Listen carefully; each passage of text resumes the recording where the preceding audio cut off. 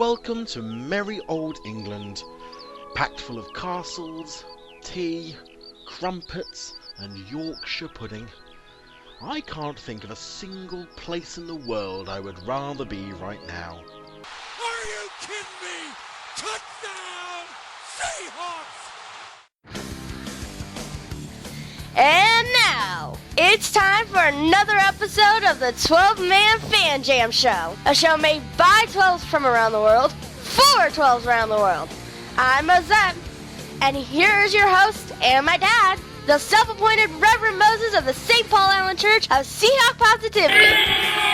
Yes, thank you, Mosette, and welcome 12s to episode 407 of your 12-Man Fan Jam Show as your Seattle Seahawks get ready for preseason football. So sit back, relax, grab a desired beverage or sin of your choice, and remember, if you're going to keep score, you might as well win.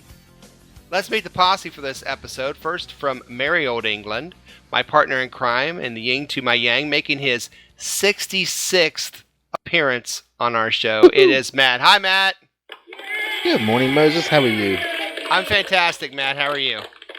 Well, I bring good news and bad. Wow. Well, what's the good news? Well, the good news is we are now fast approaching the preseason of this year's season of football. Yes, I agree. What's the bad news? And the bad news is that it's the preseason. It's not the real season. It doesn't count. And there'll be more on that on my rant later.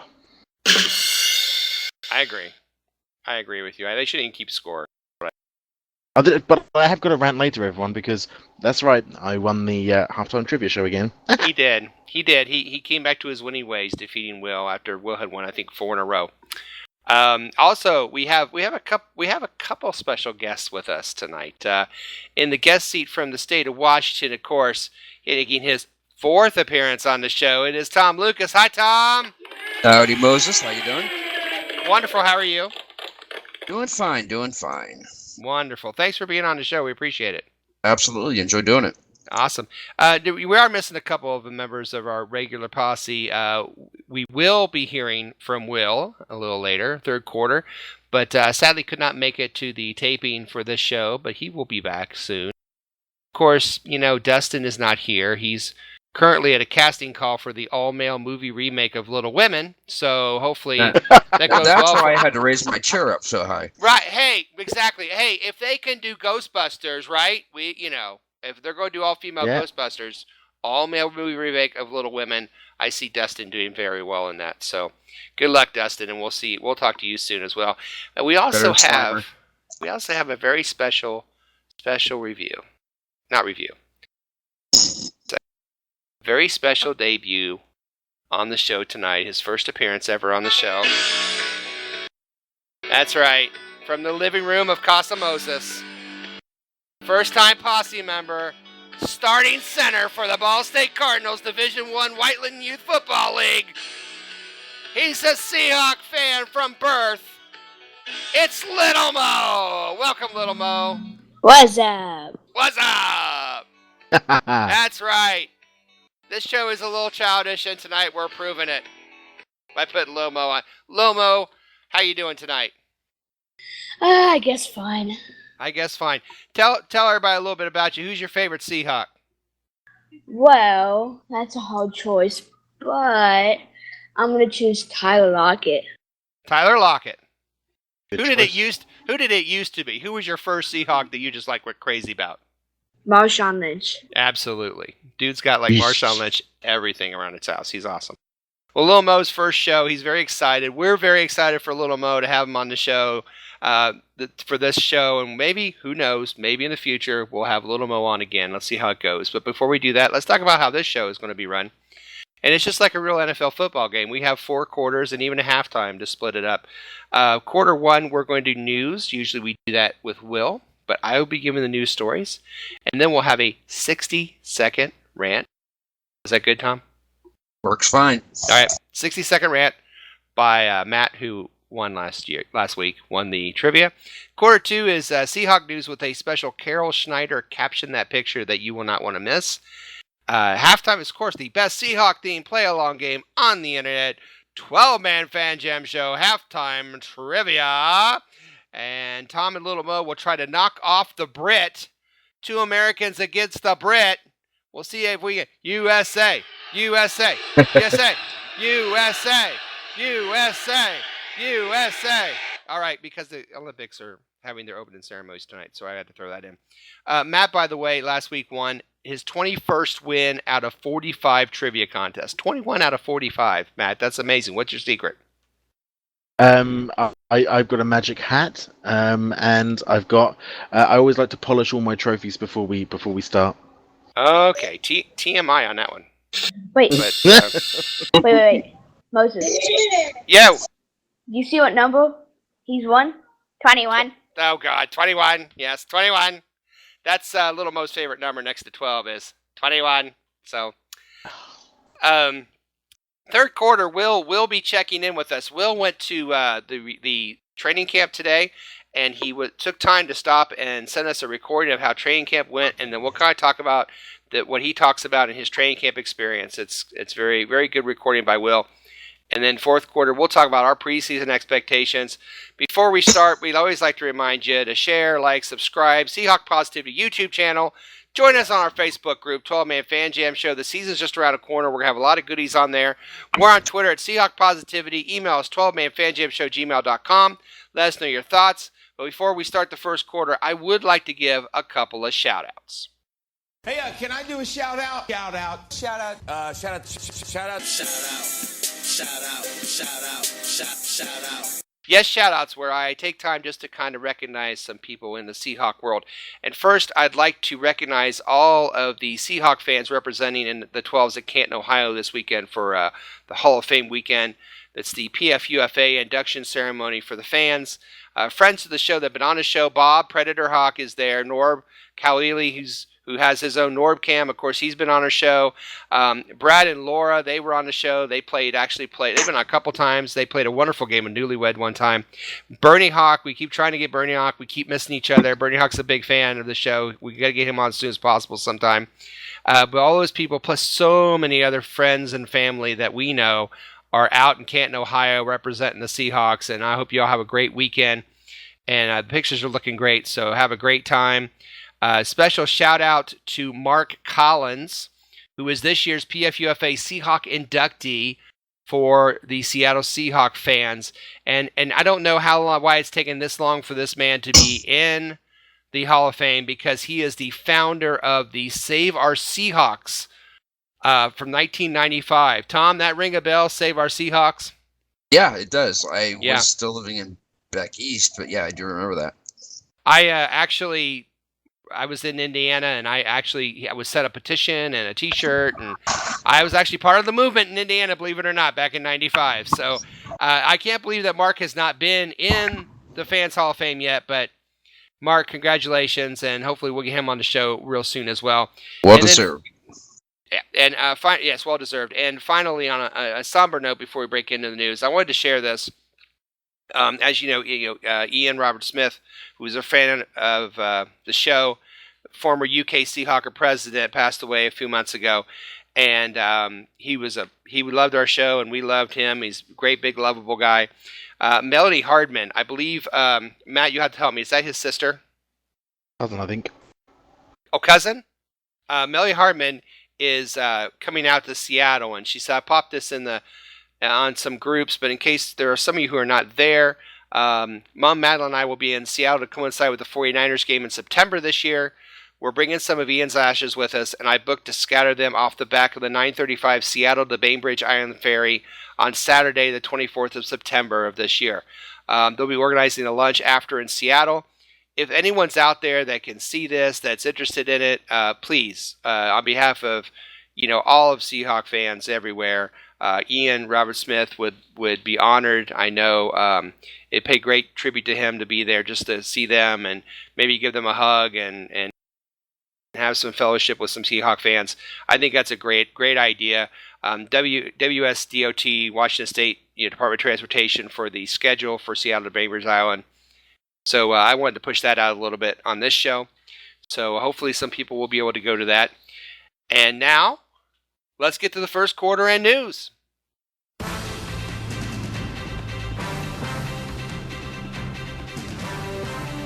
All right, yes, news that falls between the cracks of the NFL world, scooped up by yours truly. A couple of news articles from around the NFL. First, I think we have a really good kicker, and I really love our kicker. I think everyone loves their kicker.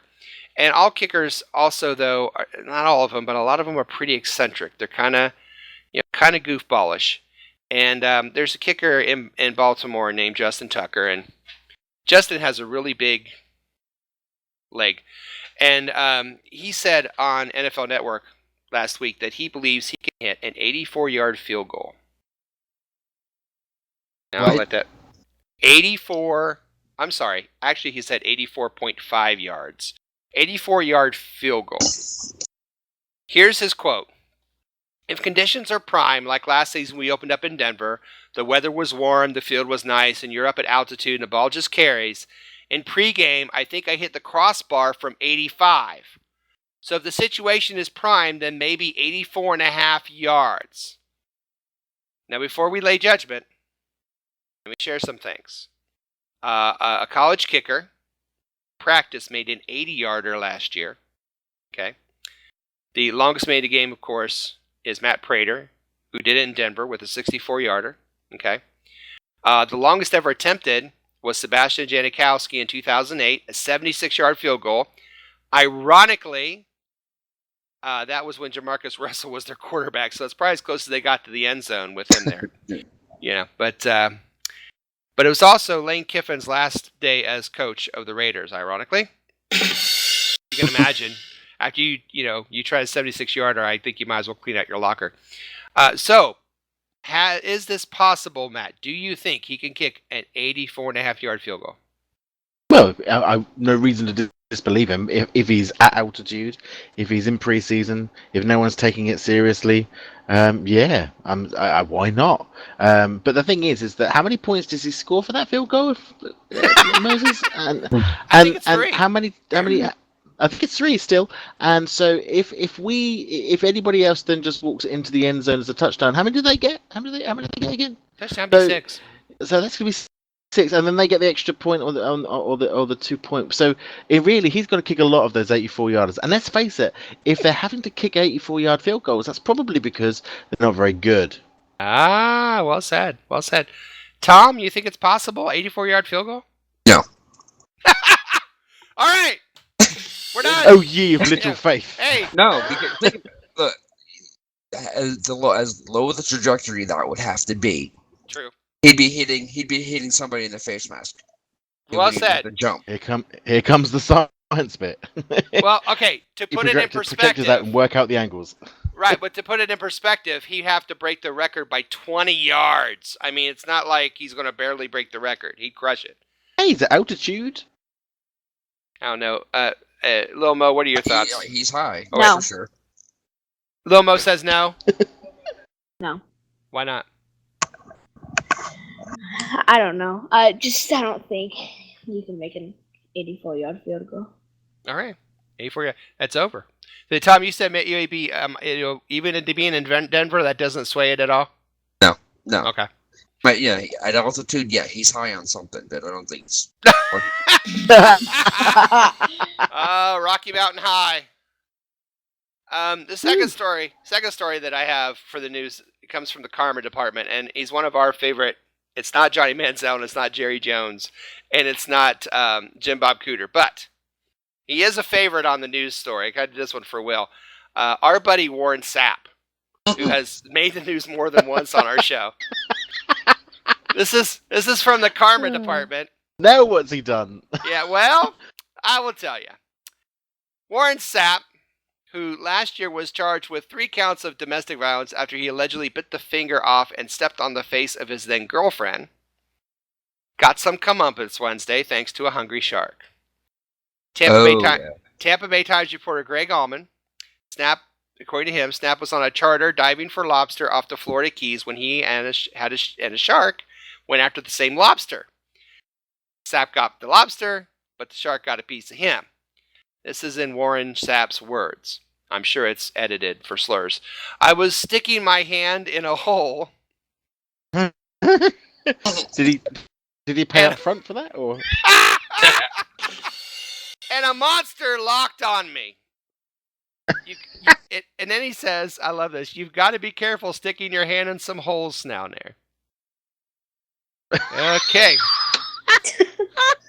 Now, I think there's a pill for that. if you excuse me for just a minute, apparently he's looking for lobster. If I love steak. I'm not a seafood guy, but I love steak.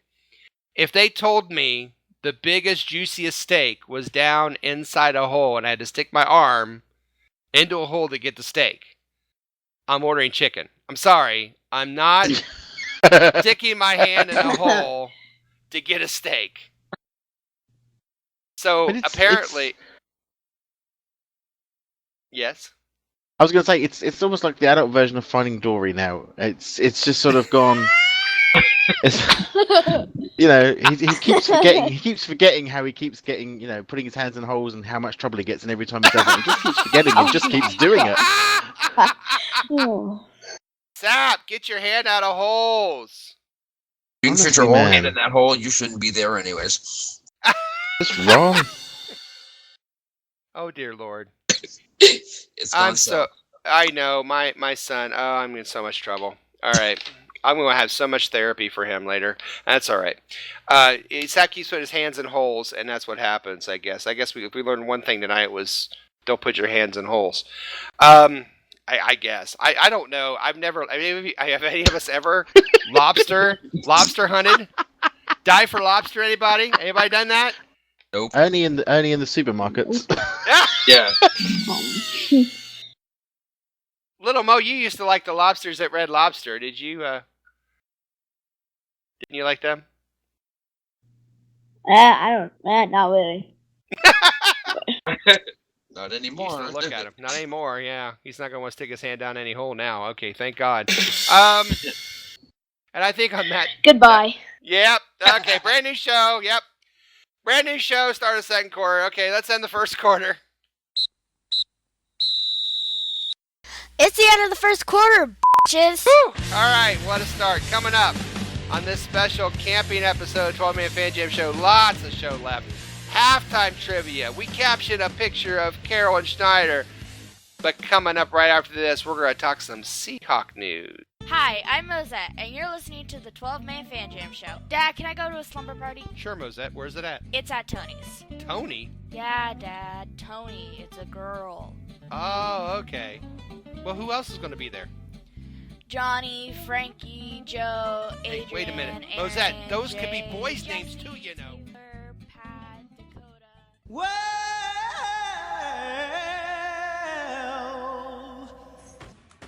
And now it's time for a 60-second rant. you know you make me wanna Rant. I don't want to get off on a rant here. So, this is my first 60-second rant of the season, which means I've been playing fast and loose with the halftime trivia show for far too long, so that's gotta change. But my rant this week, well, it's a flashback, I'm afraid, to every rant that I've ever given at the start of every preseason. I almost feel like I'm almost regurgitating the same words every year. Preseason. Why do we bother? Can we not just have one warm-up game and then get straight into the season? Preseason just gives us more time, more chances of picking up a career-ending injury somewhere, or ended up ruining our hopes of seeing one of our star players have a breakout season. Preseason is just too long. It serves no real purpose beyond probably making the NFL lots of money. Let's be honest, with the NFL, it's always about the money. So I make a suggestion. Let's just be rid of this preseason. Instead, let's just get the season started earlier. Let's have a bit of a longer season. Let's get a few more games in there which actually mean something to the overall result. And let's get to playing some Seahawks football for real. Holy shit, it's the second quarter. Yes, welcome to the second quarter of episode 407 of the 12-Man Fan Jam Show. It's now time to talk a little Seahawk news, things we may have missed. We're going to talk about training camp.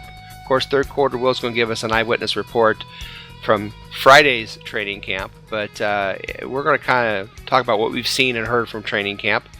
Training camp is, of course, still going strong, and there have been a few stories and side notes at this course.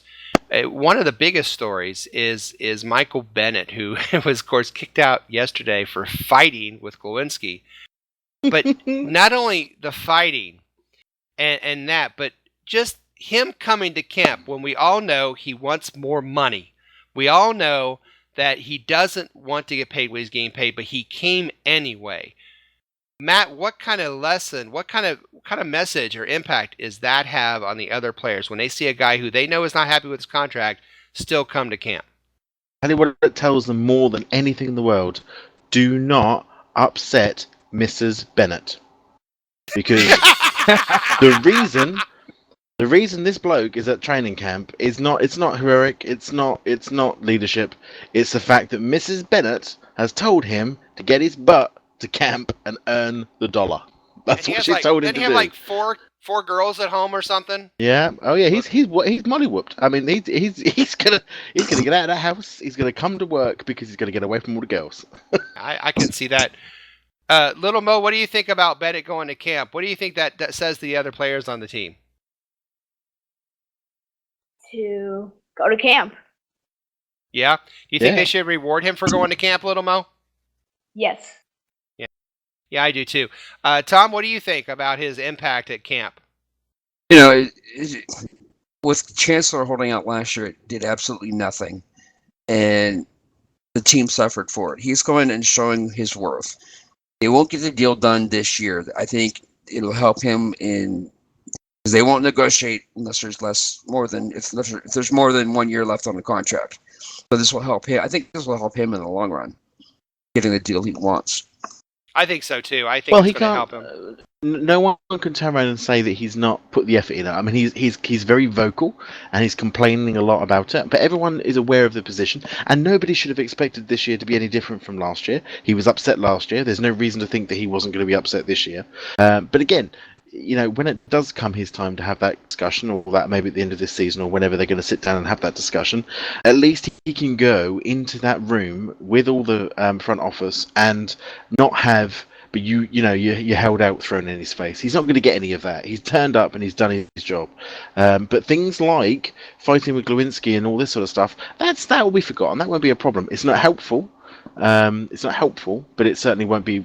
It won't form part of the negotiations at all. Yeah, I know Pete didn't make any big deal out of it. He goes, look, they got in the fight, he got tossed out of practice. I think they're doing it more like a regular, like what would happen during a game. You're right. Indeed.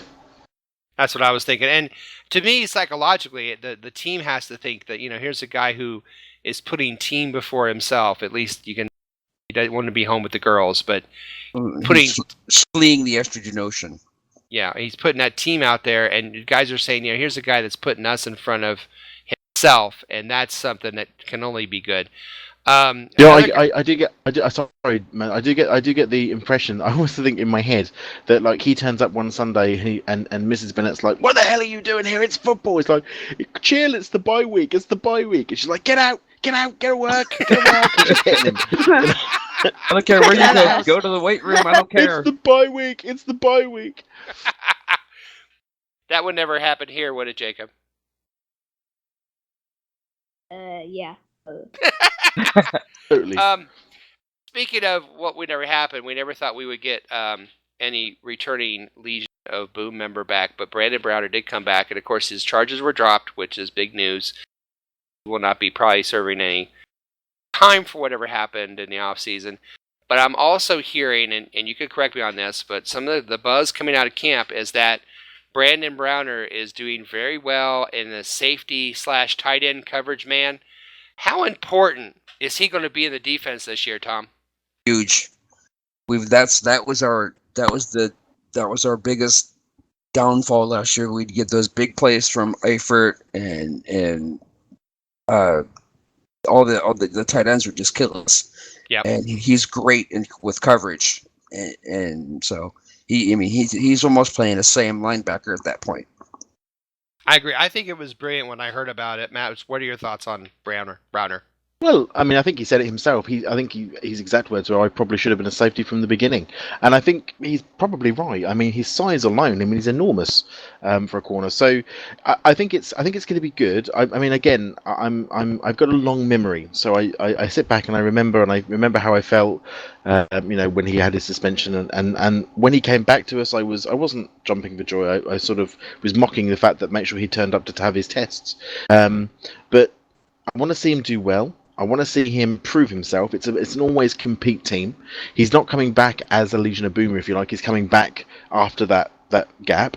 So he's got to come back into it. He's got to come into it with his head settled, and he's got to go out there and perform. And that's what I want to see. But I think the fact that he says himself that he probably should have been a safety means that he definitely is fitting in very comfortably into that position. I agree. I know Little Mo will kind of know that we weren't very excited. Little Mo, he led the league in penalties as a defensive back last year, over one penalty a game.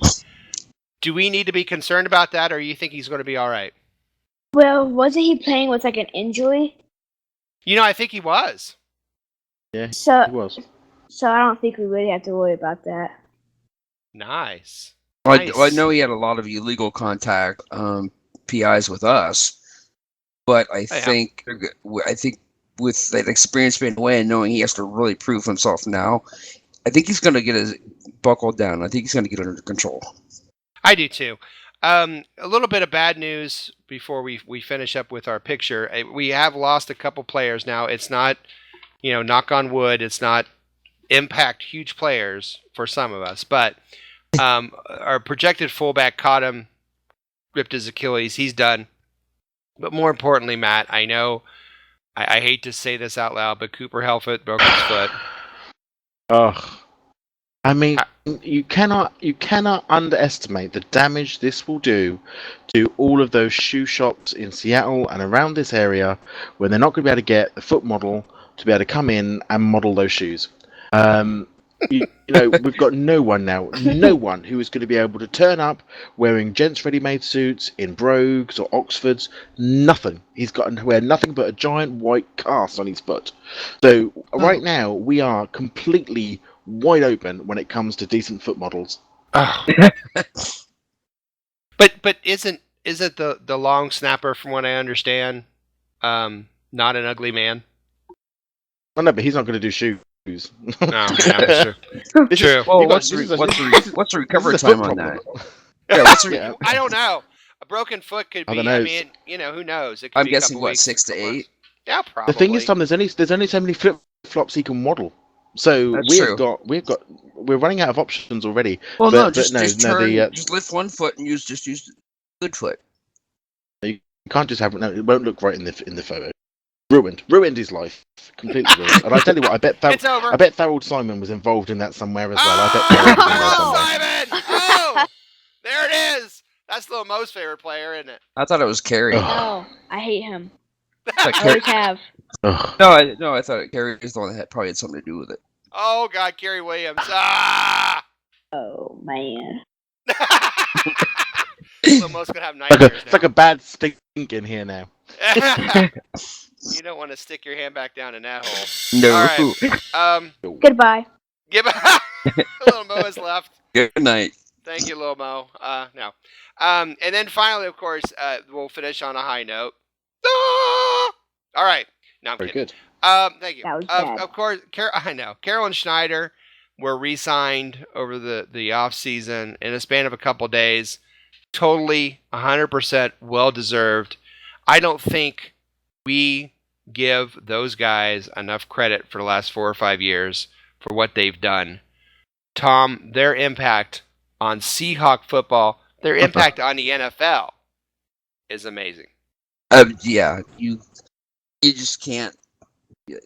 I haven't seen a GM and head coach think together so well and almost read each other's minds, know what they need, what they want, and they get it, and they see talent in people where nobody else sees it. And I mean, look at Baldwin, undrafted free agent, came in, and look at the contract he just signed. Mm-hmm. Carroll and Schneider, thank you very much. Oh yeah, and we could go on and on with the players. Matt, their impact in the NFL. Oh goodness. I think one of the things that we've got to give them is that they've turned the team into a players' team. It's a team which players want to play on. They're very sad when they leave. They don't want to leave. In fact, some of them have, previously offered hometown discounts and all sorts of different stuff, allegedly, to try and stay as a Seahawk as part of this team. They are a head coach and a general manager who are constantly on the same page. And I think there's the youthful exuberance of Schneider, there's the experience of Pete Carroll, but Pete Carroll is a 25-year-old in a 65-year-old body. Yes. He has got the mind of a young man, but he will be getting on. And I think one of the things that we, as a fan base, have to get used to is that 2019 might possibly be the last time. I mean, I think I'm trying to think who was the oldest. Marv Levy, George Hallis, they both retired at 72. He's going to be 68, I think, by the end of this contract in 2019. Well, but are they good? This is the other point as well. At what point? Awesome. He's an awesome defensive guy. But think about it. At what point, we as a team, we as a base, as a fan base, we had the same thing with Marshawn Lynch. Marshawn Lynch retired, and suddenly we felt like a hole had been left. And we are going to have, at some point, a head coach hole left, and hopefully Sapp isn't going to put his hand into it. But we as a fan base have to start mentally preparing ourselves for this. We've got them 2019. That's fantastic. It's awesome. But we also have to start looking to the future, because if Pete Carroll's taught us anything, he's taught us to look to the future. That's true. Yeah. That's true. Yeah, it's going to happen, but I don't think this is his last contract. All right. We'll see. Two things that stand out to me about Carroll and Schneider's thing is when Carroll was signed, I knew it was unorthodox. I knew he was going to come up with a different approach, and I said we're either going to go to multiple Super Bowls, or we're going to go 6-10 the whole time he's here. It's either going to really work or really not. He has proved what a real players coach is, because usually before Carroll, players coach has always been synonymous with a softie. A player's coach does whatever the players want him to do. This guy's a player coach, but make no mistake, if you're not part of the program, you are out of here right now. He doesn't care what they paid for you. He doesn't care what your contract is. If you don't cut it, you're gone. Now, if you're if you're in, you're in. Well, and that first year they brought in Lendale White, former USC player, thought he could horse around. Lendale White was a Seahawk for about a week and a half before Carroll cut him. And so every time I bring in what quote-unquote issue or a troublemaker, I never worry, because if he doesn't fall in line with the program, he's gone.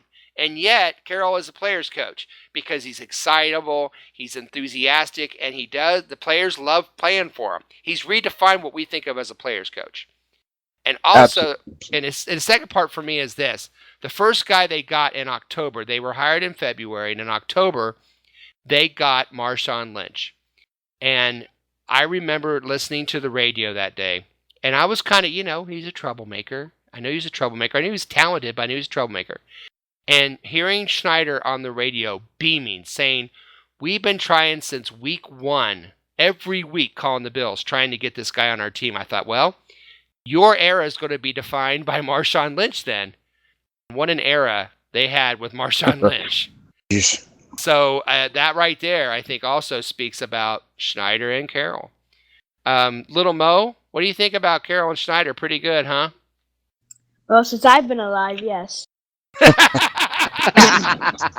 That's very true. Since you've been around, yes, they're pretty good. We're pretty blessed. Usually we try to find a positive, happy thing to talk about at the end of the second quarter, and that's what we're going to do here. We have a special edition of Carroll and Schneider edition, if you will. Caption That Picture. Yes, Caption That Picture, where we take a picture, rip it from the internet, and then add our own caption to it. Of course, this is going to be Carroll and Schneider. They're laughing, they're having a good time. This is a famous picture. It's been used for a lot of things, but I thought, in honor of Carroll and Schneider, we use this picture. Before we do ours, Carroll and Schneider are laughing, but why are they laughing? Maybe we'll tell you. Statsman Mark, good old Statsman Mark, who still lurks around on the back dark halls of Seahawk Positivity Productions. He did send a Caption That Picture, so I'm going to do his first. So Statsman Mark says, laughing all the way to the bank. that's pretty good. So that's not bad. I believe that Tom has one. I have Tom, two. I have Tom, two. Tom, caption that picture. Well, you look at Schneider's face, and my first thought was, he's looking at Pete going, good God, did you go to Taco Tuesday with Lynch? That is an ugly face for that. Tom, your other one, caption that picture. Again, this is Schneider talking. He goes, yeah, and this is the face that Moses makes when he does that stupid, silly French accent. Oh my. Mais oui. Ho, ho, ho. When I do my French accent. Oh, that was even worse than normal, Matt. That was I terrible. can picture that face too. That's about it. Matt, caption that picture. So, John and Paul are laughing, and it's and Paul said to me, and Paul said to me, "Are you sure you still want to be our head coach?" Oh, we laughed. Don't be ridiculous. Don't be ridiculous. Little Mo, caption that picture. Okay. This is Pete Carroll talking. He said, I told the 49ers Chip Kelly will make a great coach. I told the 49ers Chip Kelly would be a great coach. That's awesome. All right, I have two. First caption that picture says, that's not the half of it. You should have seen his face when I told him Harvard had a great locker room leadership. That was nice.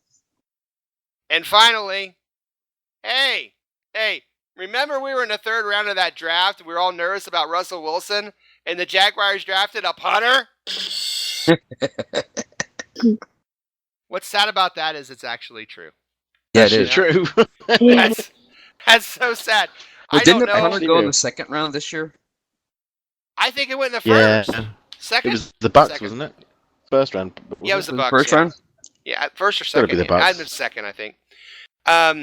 Yeah, so before we go to halftime, though, of course, Mike Pascale likes to stump the posse. So, and now it's time for Mike to stump the posse.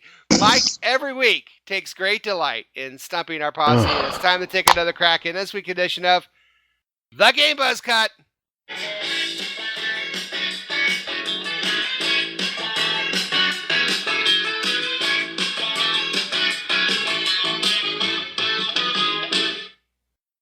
I love that song. All right. What? Caked. Caked. Hey, Lil Mo, what's the name of this? What's this called? The Game Buzz Cut? Oh no. Sorry, hold on a minute. Ah! Sorry, guys. I can't stop. Every time. I know. Okay, here's the question. Go on then.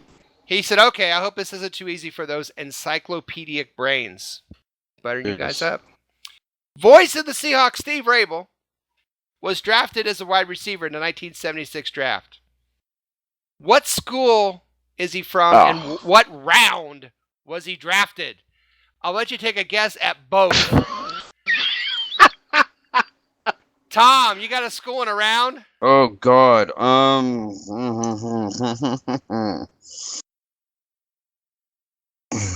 I think I remember the school. Okay, what's the school?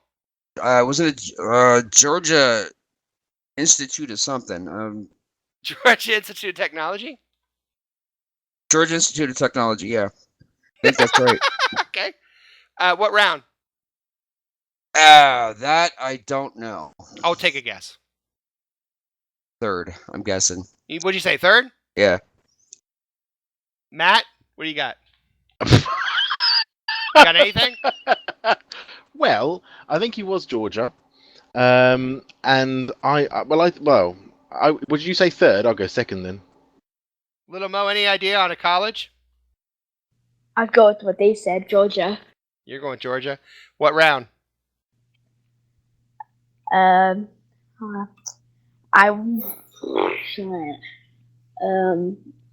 just do the fourth one. Okay, fourth. And by the way, if you're wondering, now, yes, Little Mo and I are in the same house, but we're in different rooms. The door's closed. He cannot see. And so also with the trivia, he will not see anything. So don't think he's cheating because he's not. Tom, wow. The answer is Georgia Tech, which, Tom, I'm giving you that one. And the third round. Holy Tom, shit. I guessed. I guessed on the round. Third round, Tom crushes it. I knew Georgia Tech. I just couldn't remember the round. God, well done, Tom. Well done. That was awesome. Reminder, find all of Mike's creative genius either at MikePascale.com or Game Buzz Comic. And this has been another wonderful smashing edition of the Game Buzz Cut. Wow. Shoot. Sorry. Can't believe I got that. I know. I'm sorry. Good job. I'm lucky. Tom. All right. That's the end of the second quarter. Holy shit, it's halftime. Coming up, so much more show. What was training camp like for Will? What are we looking for in the preseason? When will all of this make sense? Why are we sticking hands in our holes in our hands? How do you stick hands in holes? Holes in hands.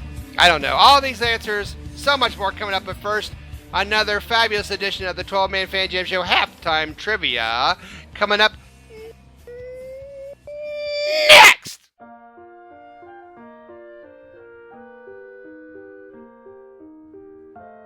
Hey, this is Matt from merry old England, and I am the current reigning halftime trivia champion. Why not play along at home and leave a comment on our Facebook page to let us know if you beat me this week. Now, if you'll excuse me, I've got to go and polish my trophies. Yes, it's halftime, and welcome to another fun-filled edition of the best play-along Seahawk-themed trivia game show on the internet. It's time for 12-Man Fan Jam Show Halftime Trivia. And here's your host, the self-appointed Reverend Moses of the St. Paul Island Church of Seahawk Positivity. Yes, thank you, me. Welcome to another edition of 12-Man Fan Jam Show Halftime Trivia. Of the world. The trivia game that tests the knowledge of both our posse and our listeners. They're much better than Dustin. Much better than Dustin, yes. Our contestants are the posse themselves, Little Mo, Matt, Tom, and here are the rules. So here's how the trivia game works. There'll be 2 rounds of questions. Each contestant answers 1 question each round. If they get it correct, they get 1 point. After 2 rounds of questions, there'll be a final trivia question worth 2 points. If there's a tie after that, then the tie players go on to a special secret overtime question where the winner becomes reigning 12-Man Fan Jam Show Trivia Champion and also gets a prize chosen especially for them. As an added bonus to those listening on the Seahawk Positivity YouTube channel, the questions and possible answers will be displayed on your screen so you, the viewer and listener, can play along as well. If you do, please let us know how you did on the questions. Remember, there's no Googling, no phone a friend, and please, no wagering. However, there is a lifeline. Before taping this show, my 2 charming Seahawk fan children, Mosette and Little Mo, did take the quiz as well. If the contestants want to know what the kids said, they can ask that but once and only once during the entire game show and only in the first 2 rounds. Now let's get ready to play 12-Man Fan Jam Show Halftime Trivia. All right, gentlemen, those are the rules. Of course, Mosette did take the quiz. So you could ask, yes, she did, and you were not around, so you don't know. And I'd also like to point out once again, Little Mo and I are in different rooms. The door's closed. He cannot see the question, so he doesn't have any advantage. So if he beats you, a 10-year-old has beat you fair and square. So we will start now. Each round, there are 4 preseason games. They play the Chiefs, they play the Vikings, they play the Cowboys, and they play the Raiders. So guess what? 4 questions, 4 teams. So each round will be Chiefs, Vikings, Cowboys, and Raiders. And of course, each round there's 1 question that isn't really a football question, but it's kind of related to team or wherever the team is from, as you all know. All right, so we're going to start with Little Mo. Little Mo, 1, 2, or 3? 2. Mo's taken 2, and of course the champ, Matt, 1 or 3? Russell Wilson, 3. Tom, question 1. Thomas, are you ready? Absolutely. All right, good luck, sir. Remember, we're all counting on you. USA is behind you on this one. Question 1 is this. It's about the Chiefs. The last time the Seahawks played the Chiefs in the regular season was 2014. Who led the Seahawks in receiving yardage that day? Was it Doug Baldwin, Jermaine Kearse, or Luke Wilson? And you got some Oregon, baby! I think it was Curse. He thinks it was Kearse. Well, Mosette said Doug Baldwin. Said Kearse. You got it! It was Kearse! Tom's on the board. Kearse 54 yards, Baldwin 45 yards, Wilson 51 yards. So they were all kind of close. Well done, sir. We now go to our... Mo, you ready? Yep. All right, here it comes. Your question is about the Vikings. Unfortunately, it's not about the Vikings. It's about the movie Eric the Viking. Great. I know nothing about it. Oh, you'll know even less when I tell you this. Okay, here we go. You're the same as the rest of us, mate. Yeah. Eric the Viking starred Tim Robbins, who's married to Susan Sarandon. You have no idea who they are. But Oh my God. But before Tim Robbins, what famous actor was actually offered the role of Eric the Viking before Tim Robbins? Was it Nicolas Cage, Kevin Costner, or Robin Williams? Who was going to be Eric the Viking, Little Mo? The last one. The last one. Last one's Robin Williams. Your sister, Mosette, said Nicolas Cage. You said Robin Williams. Answer. Oh, I'm sorry. It was Nicolas Cage. Yeah, Nicolas Cage. Oh, well.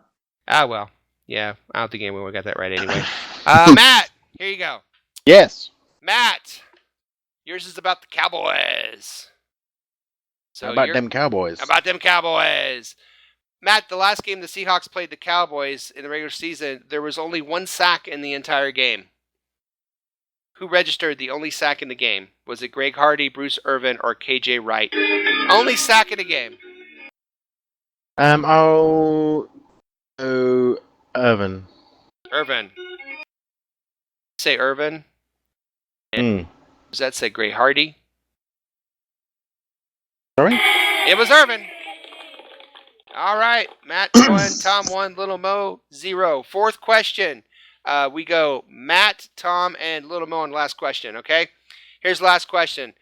Question for this round. The last time the Seahawks played the Raiders, who registered the only sack for the Seahawks in that game? Cliff Averill, Michael Bennett, or Brandon Mebane? Matt. Averill. Tom. Bennett. Little Mo. Mebane. Y'all got one. The answer is Cliff Averill, so Matt got an extra bonus point there. Not that he needed it. But as we go to the last question, it is Matt 2, Tom 1, Little Mo 0. So, woohoo! So 1, 2, 3. On this one, we're gonna go Matt 1, 5, 6, or 7, I should say. I'll go 5, 6, and 7. 5, 6, or 7. Which one do you want? 7. 7? 7. Heavens to Betsy. 7. Okay. Tom, 5 or 6? 5. 5. And that means Same order. 6. Is it the same order? Oh, it is the same order, isn't it? Yeah. Okay. All right. Well, that's good. Tom, unfortunately, your question is not a football question. Yay, it's not me this time. It's about the Kansas City Chiefs. It's about Kansas City. Harry S. Truman, who was, of course, president, is from Kansas City. Mm-hmm. And before Harry S. Truman entered politics, what kind of store did he run in Kansas City? Was it a drugstore, an ice cream parlor, or a men's clothing store? Harry S. Truman, what kind of store did he run in Kansas City before going to politics? Drugstore, ice cream parlor, men's clothing. Ice cream parlor. Ice cream parlor. Mosette said men's clothing store. Said ice cream parlor.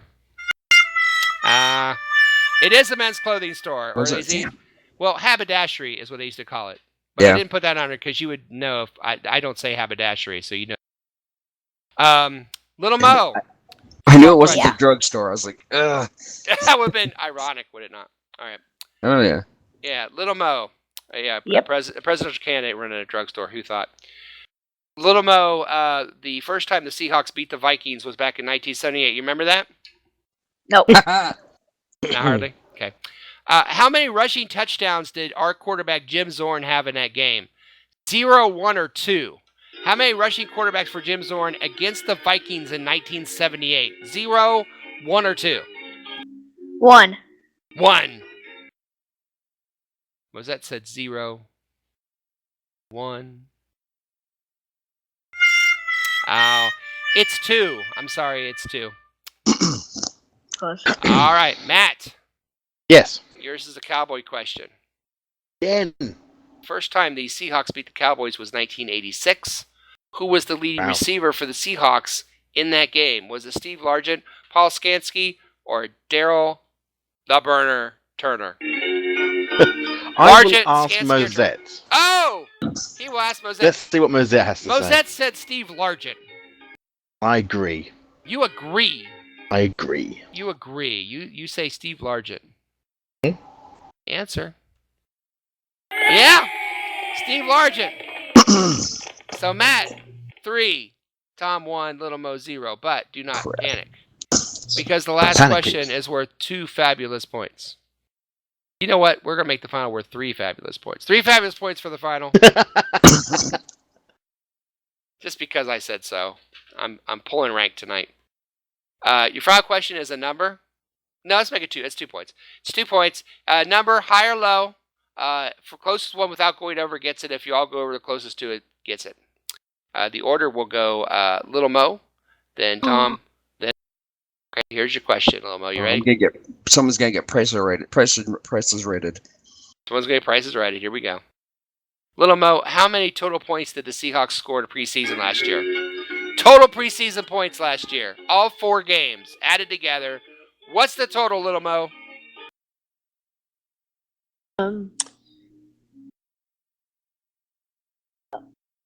78. 78. Tom.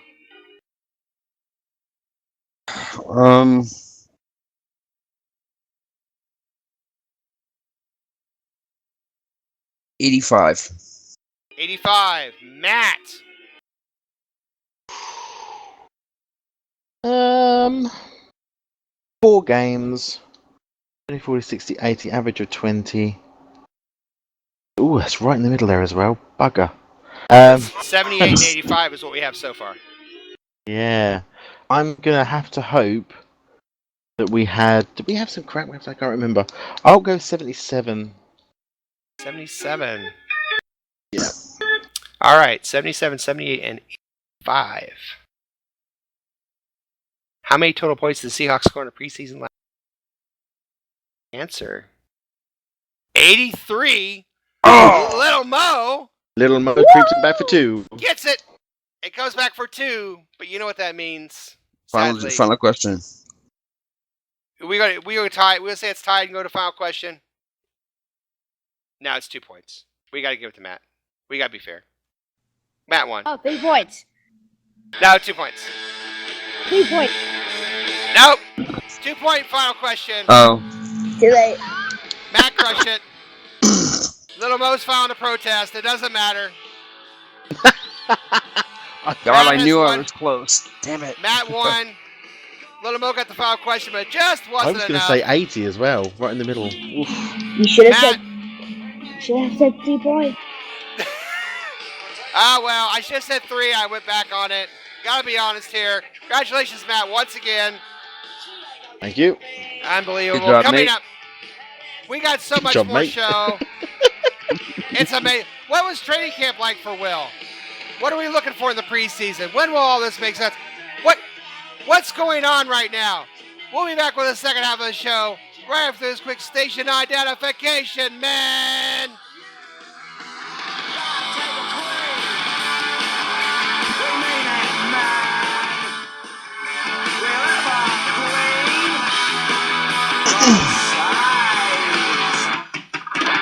You're listening to the 12-Man Fan Jam Show on the Seahawk Positivity YouTube channel. Holy shit, it's the third quarter. Welcome to the third quarter, your 12-man Fan Jam show. Hey, you! Yes, you running onto the training camp field in the middle of practice. Like or comment this video. Join us on Facebook, 12-man Fan Jam show page. Find us and email us at 12manfanjamshow@gmail.com. Tweet us at Seahawk Positivity. Make us part of your Seahawk fix. Act now. Absolutely no operators are standing by. All right, before we start the third quarter, there was an issue. We taped this show, but it is live. I mean, we don't edit a lot. We edit in between quarters, but once we start rolling, we're going.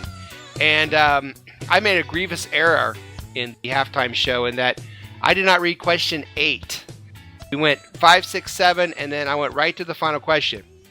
So what I did was I went ahead and I asked everyone the final question just to make sure, because at the end of the show, at the end of halftime, it went Matt 3, Little Mo 2, and Tom 1. So just to be fair, I looked to see if this last question actually would have meant something. And the question that I asked him was about 1978, the Seahawks beat the Raiders in the regular season for the first time. And how many interceptions did Ken Stabler throw? Was it 2, 3, or 4? Tom got it right. He said 4. Little Mo said 2. Matt said 3. So the correct final score is Matt 3, Little Mo 2, and Tom 2. And even though Little Mo came in and threatened a protest, we worked it out. So we're going to move on. Congratulations, Matt. You earned it honestly. Again, congratulations on a job well done. Thanks. Now, the third quarter is going to be kind of different. Now, I just got done saying we do this live, and this is going to be a pre-recorded spot. But Will could not be here with us, but what he did is he gave us a really nice recording and some nice pictures of his experience at training camp on Friday. Of his training camp experience. The pictures, oh Lord. I know. No hands in holes. But No, okay. Will Did he have to share... go? Did he have to go as a cheerleader? Was that necessary? Well, that was my suggestion. He has actually been kind enough to share that with us, and so I'm going to play that in the show now, and then we will talk about what Will said. So let's listen in to Will, shall we? Hi, folks. This is Will. Sorry that I can't be there for the podcast. I predict this episode will get an unusually high number of likes on YouTube as a result. But I'm not completely absent today because I was fortunate enough to be able to spend Friday morning out at VMAC, Virginia Mason Athletics Center, for a training camp practice for the Seahawks. My first actually of 2 this weekend, so it's going to be a fun weekend. And Friday morning's practice was definitely entertaining, as always, apart from a lot of music that I don't really understand or appreciate. The little girl in front of us did appreciate, however, and she did a fine rendition of the Whip Nene, which I probably just made a fool of myself saying that, but that's okay. Anyway, initial impressions of practice. Well, the number one storyline going into training camp, of course, has been and will be the offensive line. And Friday was a good day to go, as it turns out, because there's talk about the Seahawks bringing in Jari Evans, former guard for the Saints, in for a visit.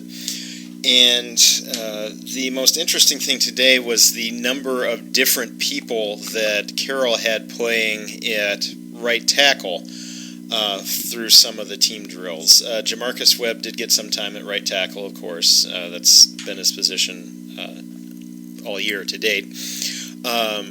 The first team drill, however, Reese Odiambo was starting at right tackle. Webb went back in.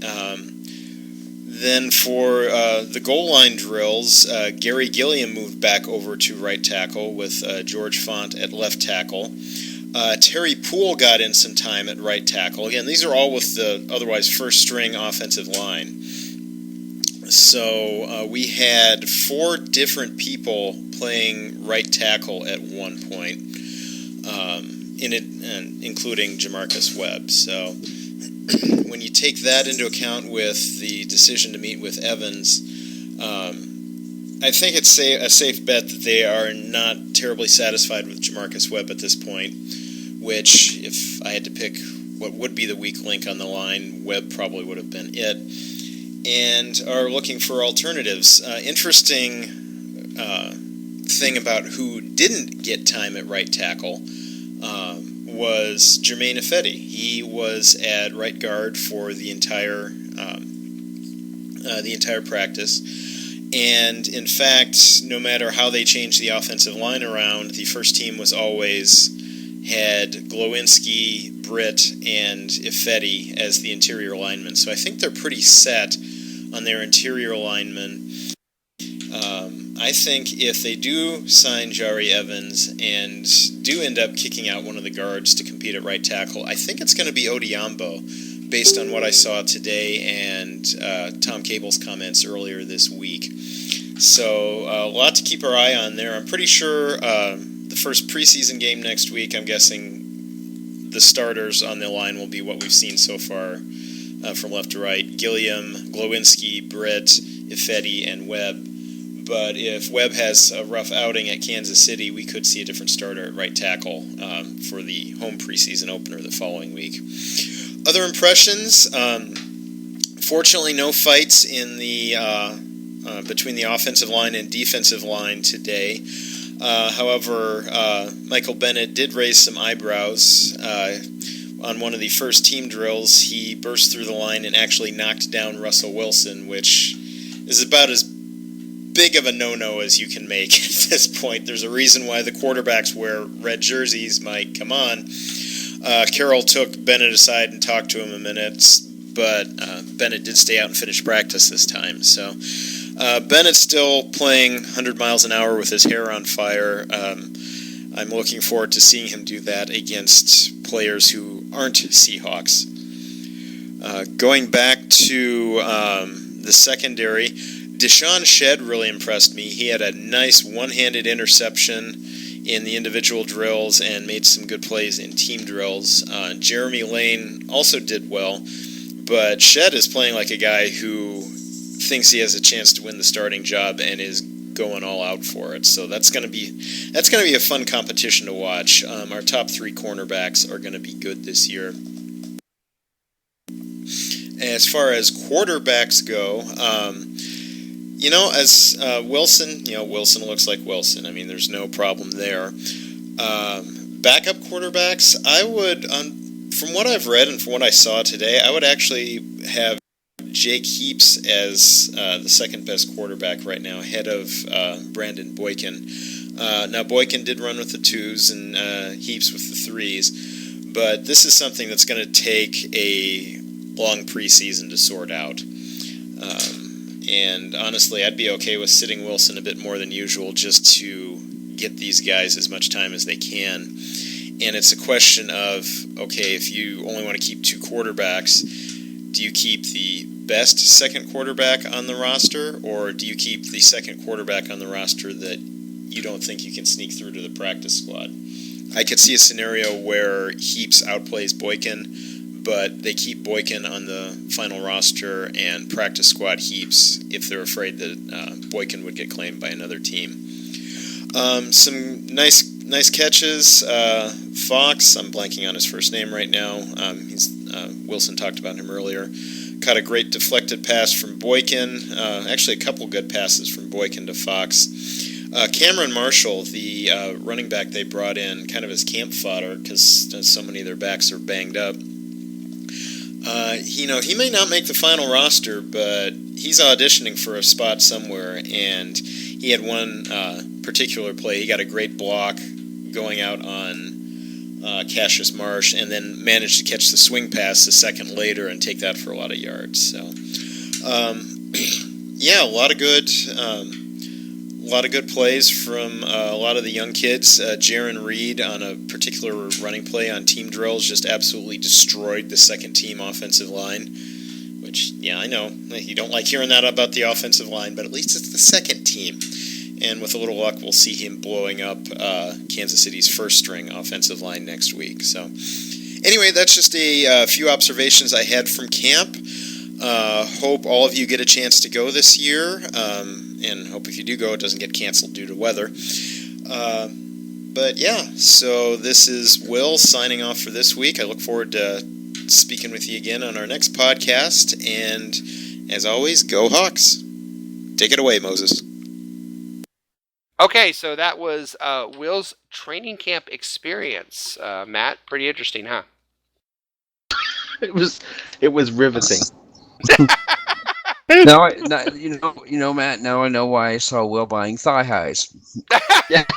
I can't believe that he did that whole record with having somehow inhaled some helium.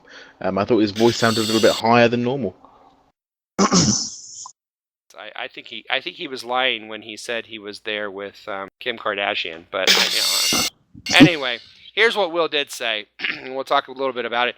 He said that there were a number of different people that Carroll seemed to be playing in different drills at right tackle, as many as 4. Webb, who was supposed to be the starter, Odhiambo, the rookie, Gilliam, and even Terry Poole. All of them working with the first string, all of them at right tackle. So he said it's a safe bet that they're not happy with Webb at right tackle. He did say also offensive line, Offetti was at right guard for the entire practice, Britt was at center for the entire practice, and Glowinski at left guard. So he says it seems to him that they're set on their interior, and they're probably going to put Gilliam at left tackle, but right tackle right now is an issue. Tom, what are your thoughts on that? Well, I'm trying to think of the guy they just brought in, 6-time Pro Bowler as a guard. Oh yeah, right. He did mention him as well, from the Saints. Yeah. So that kind of goes, okay, is our interior really set, or is he thinking of moving someone from guard out to right tackle? Could they move him out to right tackle? Maybe that's why they brought him in. Football guard, though? Yeah, I know. It's a tough call. I agree. Yeah, you could be right there. What do you think? Sorry, I was going to say, wasn't Webb injured, though? He'd have a calf injury. Who's that? Webb. Didn't Webb have a calf injury? He might be injured. Yeah, I don't know. he pulled. He did. Yeah, I remember Pete saying that in an interview. So maybe that's having something to do with it. I mean, the thing is, I can't remember how much his deal was worth. But I think they were pretty set on him. So I'm surprised if there's some word saying that either his skill set isn't up or his mindset isn't correct. I would put this down more potentially to the injury, if more than anything. And they're just doing the rotation thing, so it's not quite so heavy on him. I don't know. I'm not there. Wasn't there? But, sure, that could be. I certainly could be. I can see that. Little Mo, do you think the offensive line is going to be better this year? I hope so. Can't be much worse, right? Yeah, I can't get any worse. So they started getting better towards the end of last year. They did, and then it got shook up again. So it's just we'll see. With Okung and that deal he made, that was just being his own agent, is dumbest deal I've ever seen done. Yeah. There's no guarantee he makes the team. There's no guarantee he gets any money. Right. And to be honest, and I said this last year on the show, I know Okung's talented, but give me 16 games of an average to slightly above average left guard as opposed to or left tackle, as opposed to 8 games of a really first class left tackle, because I think continuity is even more important on a line. It is. Yeah. Yeah. Little Mo knows that you play center. Yeah. Played left guard last year. Right guard, I think. Something there. You did. Left guard. Yeah. Matt, were you going to say something? I was just going to say the continuity thing is absolutely crucial, because you can't. It's not as if you can pick those 8 games he's going to be injured for. So you can't. Right. You can't say, actually, we'd prefer him to. We want him to be injured for these 8 games. Right. But I need him to be first rank for these 8 games. Right. You can't do that. So if he's injured, he's injured. A broken Okun was always injured. I agree. Let's be fair. So let's get something. Heal thyself at centre. Right. Some other impressions that he came out with. He said he said with quite joy that there were no fights at practice when he was there. However, Michael Bennett added again. If you've ever been to practice, quarterbacks wear that nice big red jersey. They're not supposed to be touched. And I guess Michael blew through the line and knocked down Russell Wilson, which isn't what we want to see. And I guess following that, Will reported that Carroll did take Bennett aside, talk to him, but he went back to practice. I think he probably said, dude, not number 3. Especially. He said secondary's looking good. Shed had a nice INT. Lane did well. He said Shed is very impressive, playing like he wants that spot by Sherman. We talked about that last show. Could Shed be that starter on opening day opposite Sherman? We'll see. Quarterbacks, he said, look good. Of course, Russell Wilson's Russell Wilson. He said he thinks that, Heaps is ahead of Boykins. And he said, I would rather see them sit Russell Wilson during the preseason and let them get a real number 2. And he also brought this up, which I thought was good. Boykins has a name, and he has a reputation. Don't be surprised if, and I agree with him, if they cut Heaps, Boykins, just because they know that if they cut Boykins, someone will pick him up and maybe try to sneak Heaps through the waiver wire, and then come opening day, Heaps is ahead of Boykins. Which I can see that happening because people know who Boykins is. So that might happen. That's a good idea. It might, but Boykins is more along the lines of what Russell does. Yeah. He's that type of quarterback. And as much as we loved, our number 2 for the past however many years, he couldn't run the offense the same way. Well, and we'll see. I'd see them both play, and I agree with Will. I would be happy to go ahead Russell sit most of the preseason, let those guys get out there and fight out for number 2, and let's get a real good number 2. He said there were a lot of nice catches. Fox, Cameron Marshall, who is really basically on the team because of all the dings, the running back position that we have. And I say dings because these are guys that, they're kind of dinged up. They're not terribly hurt. But Cameron Marshall's looking really good at running back. Probably won't make our team, but might make somebody's squad. He also said it was nice to see Jerron Reed, defensive lineman, absolutely destroy the second-team offensive line on a couple plays. He said he looked like, a first-team defensive lineman, which is love to hear. He said, I know I don't like to say, the second-team offensive line getting beat up, but Jerron Reed was just eating them up for dinner. So that's good to hear, too. I think we have a lot to look forward to as far as camp, or as far as preseason. Of course, we'll talk about that coming up next quarter. But we want to thank Will for taking the time for that recording. Will, it was fantastic. The pictures that you saw in the third quarter, those are also from Will and his experience at training camp. If you ever get the chance to go to the VMAC, I'm sure it's spectacular. Have any of you guys been to training camp at all, ever? Tom, you ever been to training camp? Last year. Did you go last year? Awesome. Yeah. I went 2004. It's crazy. It's really crazy going in. You take the bus down and you get in line, you wait for everybody. And these people will just stand at the very back. And the minute they open that gate, holy crap.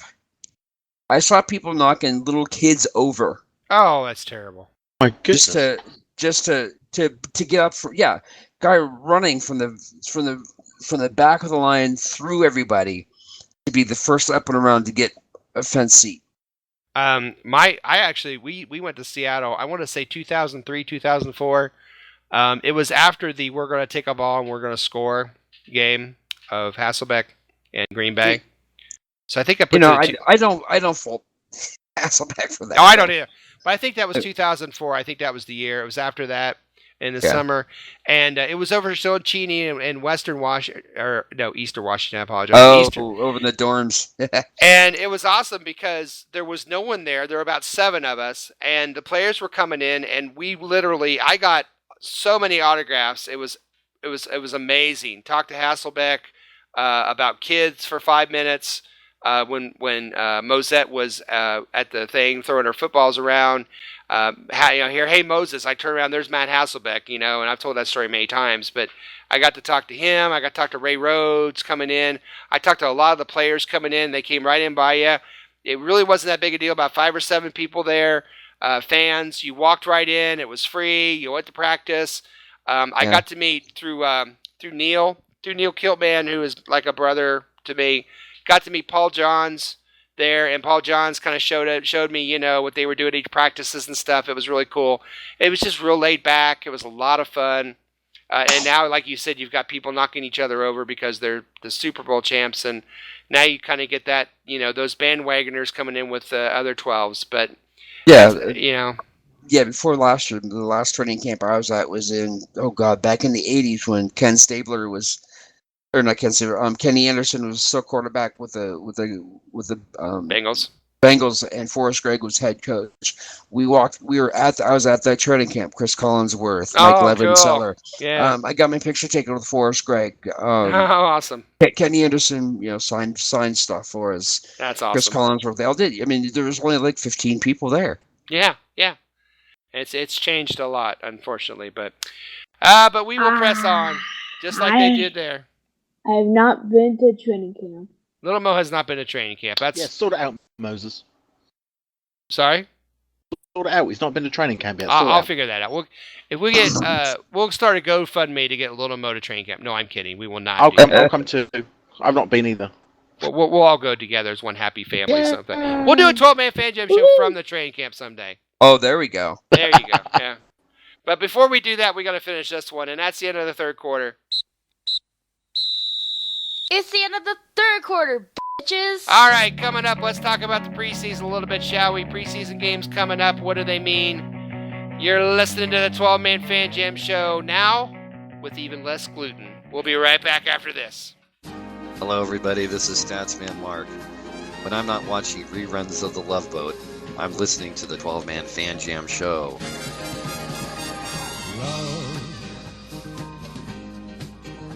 Exciting and new.